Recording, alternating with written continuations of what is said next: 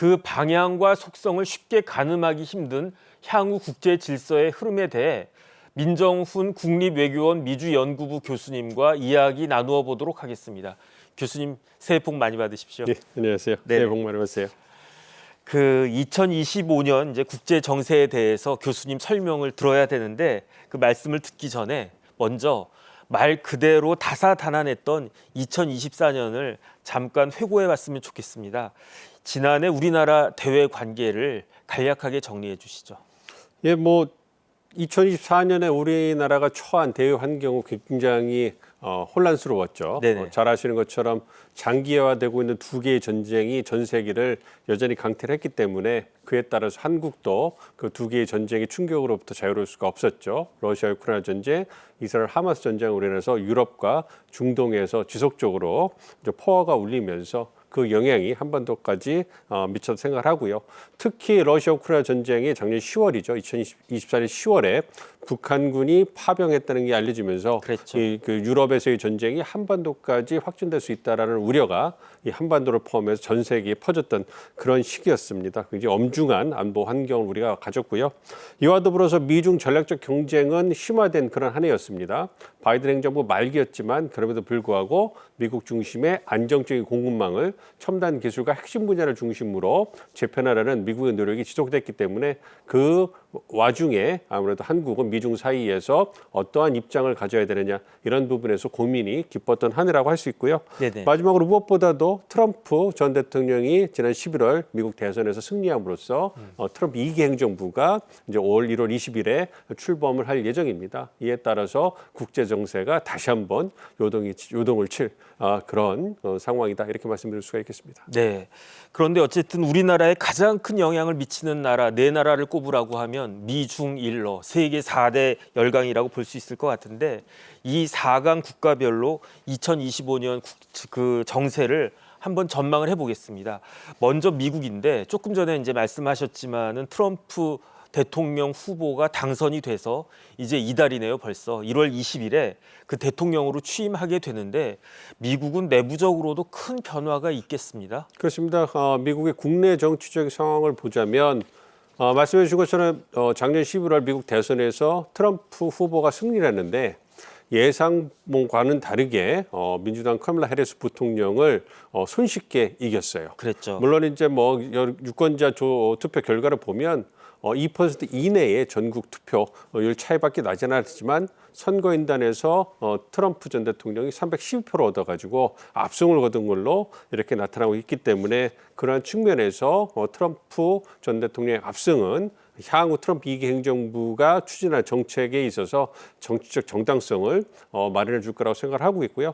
이와 더불어서 연방 상하원 의회 선거에서도 공화당이 승리를 했습니다. 네네. 그렇기 때문에 오래간만에 단점 정부가 형성이 된 거죠. 즉, 백악관도 공화당 그리고 연방 상하원도 공화당이 장악하는 단점 정부가 형성이 됐기 때문에 트럼프 2기 행정부가 추진하는 주요 정책을 연방 의회에서 공화당이 서포트해주는 그런 형국이 마련될 것 같고요. 네네. 반면에 리더십이 상실되고 숫자에서 밀리는 민주당의 저항은 그리 크지 못할 것 같아서 아무래도 공화당의 우세가 점쳐지는 그런 국내 정치적 환경이라고 할 수 있겠고요. 미국 경제도 잘 아시는 것처럼 전 세계 다른 국가들 비교했을 때 몇 년 동안 나 혼자 좋은 경제를 보여주고 있고요. 내년에도 완만한 성장세를 이어갈 거로 생각을 하고 있습니다. 네네. 그렇기 때문에 트럼프 당선 입장에서는 굉장히 좋은 환경을 물려받는다 이렇게 생각을 하고 있습니다. 2010년에 당선될 때도 2008년에 미국에 금융위기가 있었지만 오바마 8년을 거치면서 미국 경제가 반등하는 시기에 백악관에 입성을 하셨거든요. 네네. 그래서 미국 경제의 어떤 그 우호적인 좋은 분위기를 4년 동안 이끌어갈 수 있었고 코로나19가 있었습니다만 그 이전까지는 굉장히 미국 경제 좋았고요. 네네. 이번에도 코로나19 팬데믹 끝나고 바이든 행정부 들어와서 미국 경제를 되돌리기 위해서 인플레이션 물가를 잡기 위해서 노력을 많이 했거든요. 그러니까 어느 정도 인플레이션도 잡히고 미국 경제가 정상화되는 시점에 다시 이제 백악관에 입성하셨기 때문에 트럼프 당선인은 굉장히 운이 좋은 분이다 이런 생각을 하고 있습니다. 그래서 내년에도 미국 경제가 완만한 성장세 이어가면서 미국 경제가 세계 경제를 이끌지 않을까 이렇게 생각하고 있습니다. 뭐 운이 좋으니까 대통령 2번씩이나 당선이 됐겠죠. 어쨌든 이제 트럼프 2.0 시대가 시작이 됐는데 트럼프 2.0 시대의 기치는 마가 아니겠습니까? 메이크 아메리카 그레이트 어게인. 그런데 제 생각에는 미국이 위대해질수록 국제사회는 요동칠 수밖에 없는 것이 아닌가 그런 생각이 드는데 앞으로 더 거침이 없어질 트럼프의 대외 정책은 전 세계적으로 어떤 파장을 일으킬 것으로 예상이 됩니까? 말씀해 주신 것처럼 마가잖아요. 미국을 더 위대하게 만드는데 그럼 어떠한 방법을 통해서 위대하게 만들 것이냐. 이게 관건이겠죠. 외교안보 측면에서는 거래 중심 동맹관, 전략적 선택과 집중.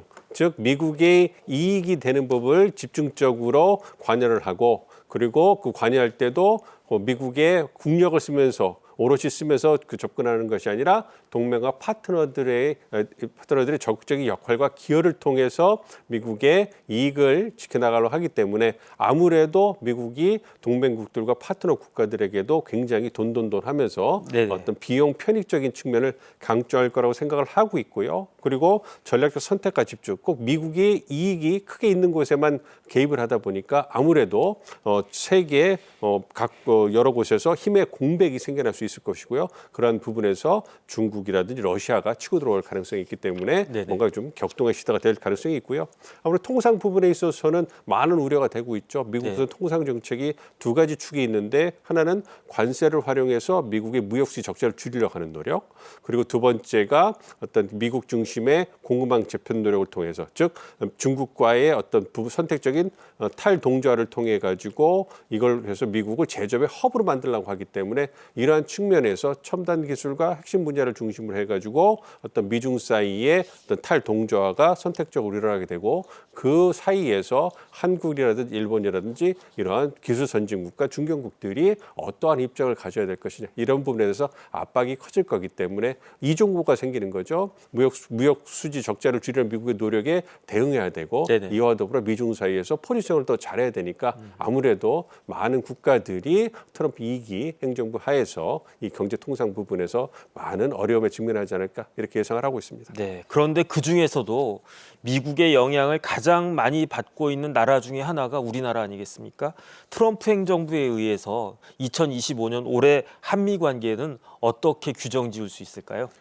트럼프 2기 행정부에서도 한미 동맹은 견고하게 유지될 거라고 보고 있습니다. 아무래도 트럼프 2024 미국 대선 전후로 해서 미국의 전략적 이익이 바뀌는 건 아니고요. 지속적으로 미국의 이익을 추구하는 데 있어서 한국은 중요한 동맹이자 파트너이기 때문에 트럼프 2기 행정부에서도 한미 동맹은 견고하게 유지가 될 거다 이렇게 예상을 하고 있습니다만 말씀드린 것처럼 트럼프 당선인이 거래 중심 동맹관 그리고 미국은 통상 정책을 앞세우고 동맹 비동맹 관계없이 미국의 이익을 공세적으로 추구할 거라고 예상이 되고 있기 때문에 아무래도 공세적인 한미 관계가 만들어지지 않을까 이렇게 우려를 하고 있습니다.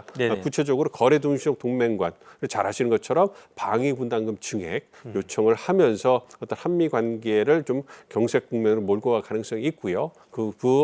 우리가 바이든 행정부 말기에 이미 이 방위 분담금 협상을 마쳤음에도 불구하고 트럼프 2기 행정부에서 새로운 협상을 요청한다면 거기에 응할 수밖에 없을 것이고 그렇다면 한미 동맹에 있어서 뭔가 좀 불협화음이 나오는 모습을 보여줄 수가 있겠죠. 이와 더불어서 경제 통상 부분에 있어서는 관세를 이용해서 무역수지 적자를 줄이려는 미국의 노력이 중국이 그 정점에 있지만 한국이나 여타 동맹국들 특히 대미 무역 흑자를 가진 국가들에게 공세적으로 이제 나올 거라고 생각하고 있기 때문에 이번에 올해 같은 경우에 2024년 같은 경우에 한국이 대미 수출에서 500억 달러가 넘었단 말이에요. 역대 최고를 기록했기 때문에 이런 부분에서 우려가 되고 있습니다. 아무래도 무역수지 적자를 줄이려는 트럼프의 어떤 정책적 지향점에 한국이 들어가는 거 아니냐 이런 부분이 있어가지고 거기에 대해서 대응하는 것이 필요하다 이렇게 보고 있습니다. 우리 정부와 기업들이 잘 대응을 해야 될 것 같습니다. 그런데 트럼프 2기 출범에 따라서 셈법이 복잡해질 나라, 가장 골치가 아플 나라 중에 하나가 중국 아니겠습니까? 이러한 상황에서 중국의 외교 전략, 특히 대트럼프 외교 전략은 중국은 어떻게 세우고 있습니까? 아무래도 올해 같은 경우에 중국은 그 바이든 행정부의 대중국 견제 정책에 맞서기 위해서 대국 외교, 큰 나라의 어떤 외교, 그리고 개발도상국 외교, 그러니까 어떤 중국이 어떤 미국이 놓치고 있는 개발도상국과의 관계를 강화하면서 어떤 그 친구를 모으려는 노력, 그리고 다자 외교. 아무래도 이제 미국이 이제 그 소홀히 하고 있는 다자 외교를 통해 가지고 이제 중국의 영향력을 확대하는 이런 모습을 보여줬는데요. 바이든 행정부하고 트럼프 1기 행정부를 비교해 본다면 트럼프 1기 행정부 때 관세를 활용해 가지고 중국 때리기를 많이 했지만 중국이 잘 버텼다고 할 수 있고요. 그런데 바이든 행정부 들어와 가지고 동맹과 파트너들과의 결집을 통해 가지고 또 중국을 고립시키는 전략을 썼단 말이에요. 이 부분이 중국에게 굉장히 아프게 다가왔던 걸로 평가가 되고 있습니다. 네네. 그래서 중국 입장에서는 이처럼 중국이 국제 무대에서 고립되고 외로운 적이 없었다. 그래서 굉장히 힘들다 이런 것을 대놓고 토로할 정도였는데요. 트럼프 2기 행정부가 되면 중국은 기회와 도전이 함께 오는 그러한 그 장이 열릴 거로 기대를 하고 있습니다. 아무래도 관세를 이용해서 대중무역수 적자를 줄이려는 노력이 강화될 거기 때문에 중국의 입장에서는 이러한 미국의 공세적인 움직임에 대응하기 위해서 보다 분주해질 것이고요. 그렇지만 반면에 동맹과 파트너들과의 결집은 바이든 행정부 때보다는 트럼프 2기 행정부에서 더 낮아질 거라고 보고 있기 때문에 공간이 더 생길 수가 있겠죠. 네네. 특히 트럼프 2기 행정부에서 돈 하면서 동맹과 파트너들을 밀어붙이면 아무래도 동맹 간의 관계에 있어서 이격이 생길 수 있기 때문에 그러한 측면을 중국이 치고 들어갈 이러한 가능성이 있다 이렇게 보고 있습니다. 실제로 1기 행정부에서 그런 움직임을 중국이 보였고 일정 정도 어떤 결과를 본 게 있거든요. 그러한 모습을 기대하고 있기 때문에 이번 트럼프 2기 행정부가 들어와서는 도전이 될 수 있겠지만 또 다른 기회가 될 수 있다. 이렇게 어떤 양면적인 평가를 하고 있다. 그리고 준비를 하고 있다 이렇게 생각하고 있습니다. 네네.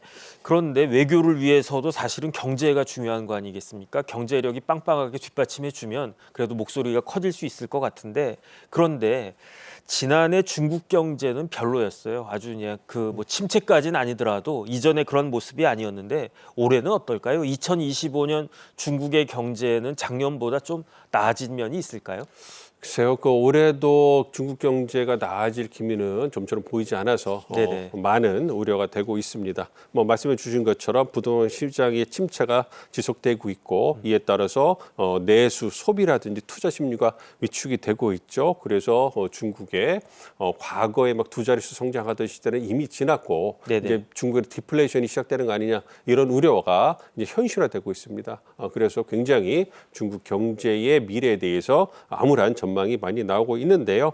여기에다가 어쨌든 중국이 이러한 국내적 어려움을 돌파하기 위해서는 대외적인 환경이라도 좀 나아진다면, 즉 수출이라도 좀 잘 된다면 뭔가 물꼬를 틔울 수 있는데 잘 아시는 것처럼 미국이 어떤 트럼프 2기가 들어오고 바이든 행정부에서도 어떤 중국의 어떤 수출이라든지 어떤 대외 활동을 막기 위해서 굉장히 경제 정책을 활발하게 펴왔거든요. 그런 측면에서 중국의 수출이 어려운 측면들이 많이 있습니다. 특히 어떤 물량 공세를 통해서 시장을 교란한다는 네네. 이러한 평가를 중국이 미국과 유럽 등지에서 받았기 때문에 이에 대응해서 미국과 유럽에서 고율의 관세를 부과하지 않았습니까? 네네. 그렇기 때문에 중국이 그러한 시장에 접근하고 어떤 뭔가 점유율을 유지하는 데서 어려움이 많았거든요. 그러한 측면이 올해에도 지속될 거라고 생각을 하고 있기 때문에 아무래도 중국의 경제가 단기간에 반등하기는 쉽지 않을 것 같아 보입니다.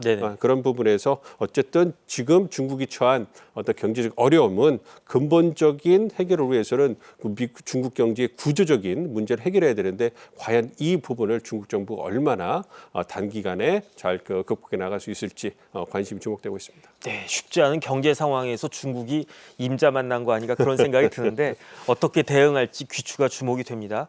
여기서 이제 우리나라랑 관계를 살펴보면 사실은 많은 분들이 기억 못하실 수 있는데 지난 6개월 동안 우리나라에 중국 대사가 없었어요. 그 싱하이밍 대사였나요? 이제 돌아간 다음에 신임 대사가 부임하지 않고 있다가 지난 12월 30일 신임 다이빙 대사가 부임을 했단 말이에요. 그러니까 대사가 바뀌면 어떻게 그 한중 관계도 좀 변화가 있을까요?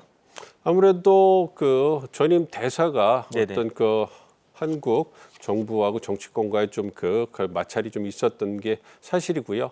그래서 한중 관계가 조금 경색되는 거 아니냐 그런 우려도 있었습니다만 작년 한 해를 돌이켜 보면 아무래도 한중 관계는 원만히 관리됐던 그런 한 해였고 올해 한중 관계는 좀 더 좋아지지 않을까 이러한 긍정적인 전망이 보다 많다고 말씀드릴 수가 있겠습니다. 네네. 그리고 잘 아시는 것처럼 작년 11월에 중국 당국이 2025년까지 한국을 비자먼지 국가에 포함시켜 가지고 한중 어떤 그 인적 교류가 활발하게 이루어졌거든요.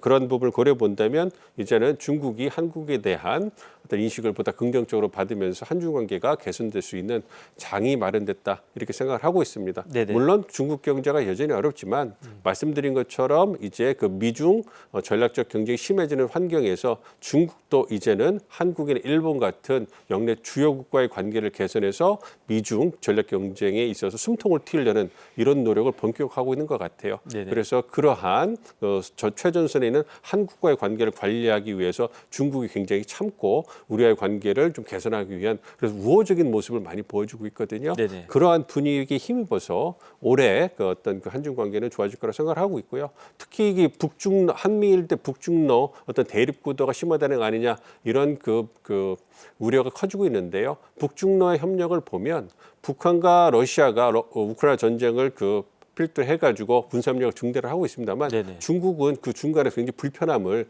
드러내고 있어요. 네네. 그래서 북한과 러시아의 군사협력에는 원론적으로 그 두 국가 알아서 할 문제다라고 선을 긋고요. 있고요. 그럼에도 불구하고 러시아가 북한은 미중 국가의 전략적 경쟁을 생각하면 없어서는 안 될 중요한 친구이자 파트너 국가들이거든요. 그러니까 그럼에도 관계를 관리하려는 이런 모습을 보여주고 있기 때문에 중국 굉장히 복잡한 이런 심경을 드러나고 있습니다. 어쨌든 중국 입장에서는 한국과의 관계도 관리하고 북한과 러시아의 관계도 관리해야 되는 이러한 그 이중구에 처했다 이렇게 생각하고 있습니다. 네.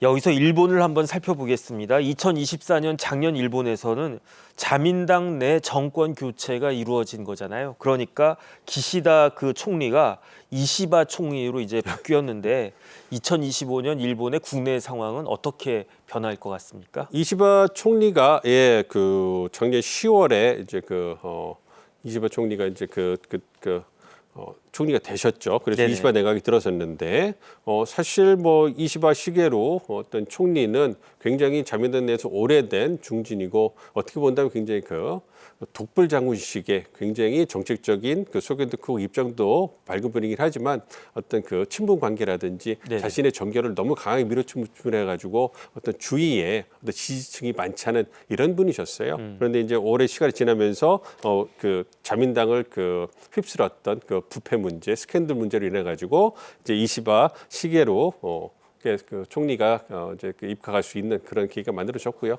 그럼에도 불구하고 10월 말에 어떤 자신의 공약, 약속을 깨고 중요한 선거를 갖다 실시해가지고 참패를 했어요. 네네. 그러면서 이제 자민당이 여당이던 일강이던 그런 시대가 끝나고 야당과의 연립 정부를 통해서 야당이 협조가 없으면 어떠한 일도 할 수 없는 그러한 네네. 어려운 처지에 처했고요. 그렇기 때문에 현재 이시바 내각이 처리해야 될 국내 정치적인 그런 문제가 굉장히 산적했습니다. 정치 자금 관련돼서 개혁을 해야 되는데 그것도 흐지부지되고 있고요. 세제 개혁이라든지 임금 상승, 경제 문제 해결 이런 부분이 굉장히 많은 문제가 산적돼 있는데 사실 그 문제가 쉽게 해결될 수 있는 문제들이 아니거든요. 네네. 그렇기 때문에 올 7월 2025년 7월에 참의원 선거가 있는데 여기에서 이 선거 이전에 뭔가 정치적으로 성과를 보이지 못하면 이시바 내각이 이제 수명을 다할 거다 이러한 전망이 많은데 지금의 상황으로 보면 이시바 총리가 단명을 할 가능성이 보다 높지 않은가 이렇게 생각하고 있습니다.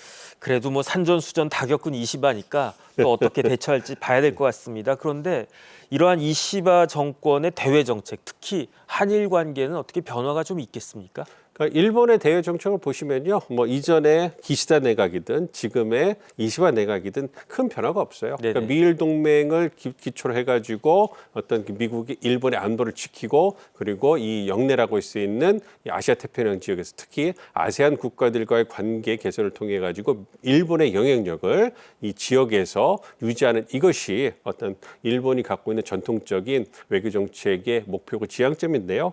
그러한 부분을 잘 이어받을 거라 생각. 생각을 하고 있고요.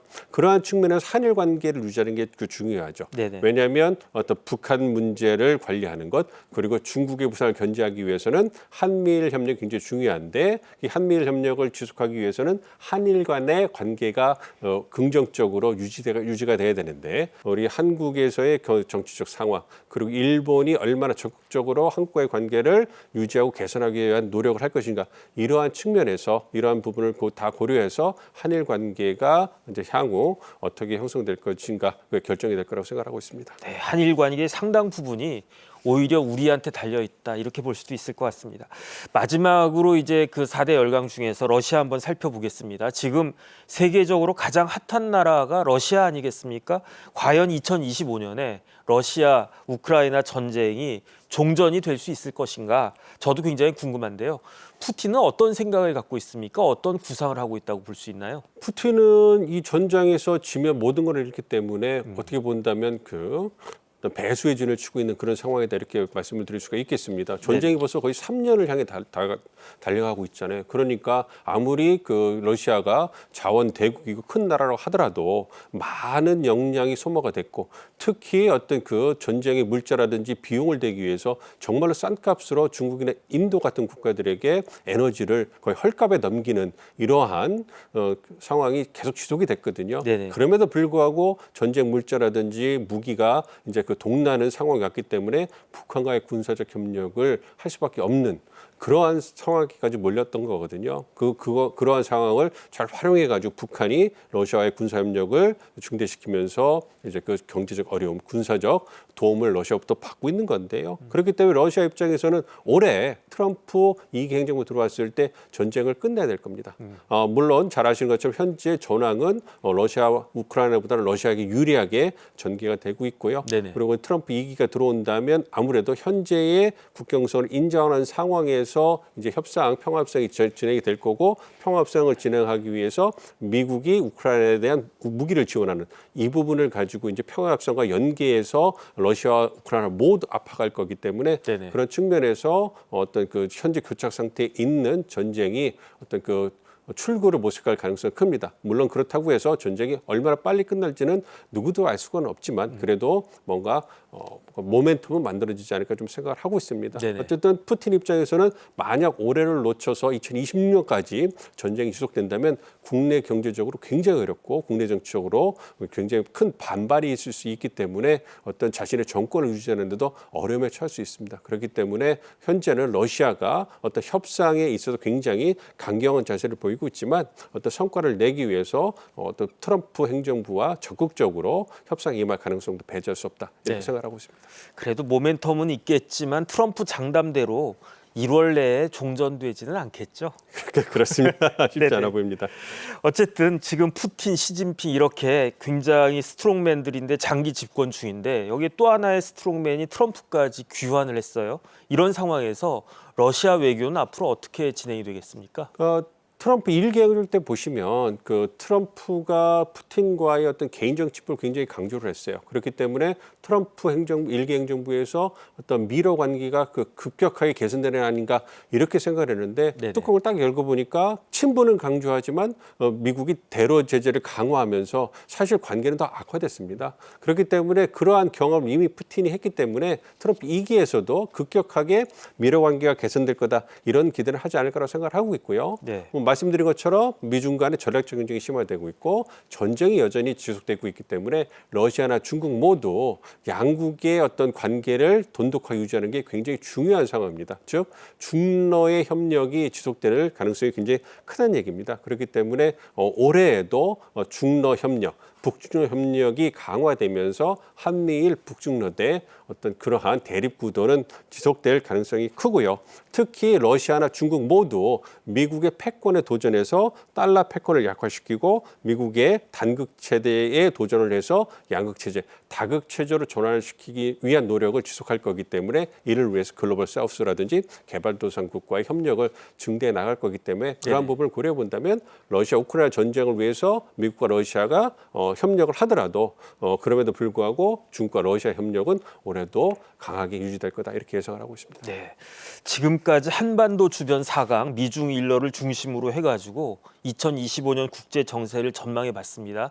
교수님 마지막으로 종합적으로 총평 한 말씀 해주시면 어떻게 될까요? 그러니까 올해도 그 한반도를 둘러싼 그 국제 정세는 굉장히 복합적으로 유지가 될 거라고 생각을 하고 있습니다. 말씀드렸던 것처럼 미중 간의 전략적 경쟁은 심화되고 있고요. 어떤 그 러시아 우크라이나 전쟁을 계기로 북러 간의 군사협력이 지속되고 있기 때문에 그러한 부분이 단기간에 깨지기는 쉽지 않을 거라고 보고 있습니다. 물론 그 러시아 우크라이나 전쟁을 트럼프 대통령의 그 중재를 통해 가지고 빠르게 이제 그 소강 상태로 들어가고 평화 협정이 그 체결이 된다면 그렇다면 북과 러시아의 관계, 북중 관계, 어떤 북러 관계 그리고 한러 관계 등이 영향을 받을 가능성이 있지만 그럼에도 불구하고 장담을 할 수 없기 때문에 올해에도 지속적인 한미일 대 북중러의 대립 군도는 지속될 거라 생각을 하고 있습니다. 네네. 그렇기 때문에 그러한 부분을 고려했을 때 한국이 이런 복합적 상황에서 국익을 담보하기 위한 그러한 치밀한 외교 전략을 세우는 게 필요하다 이렇게 생각을 하고 있습니다. 네.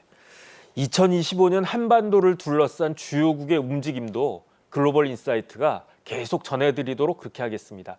지금까지 도움 말씀에 민정훈 국립외교원 미주연구부 교수님이었습니다. 교수님 오늘도 감사합니다. 네, 고맙습니다.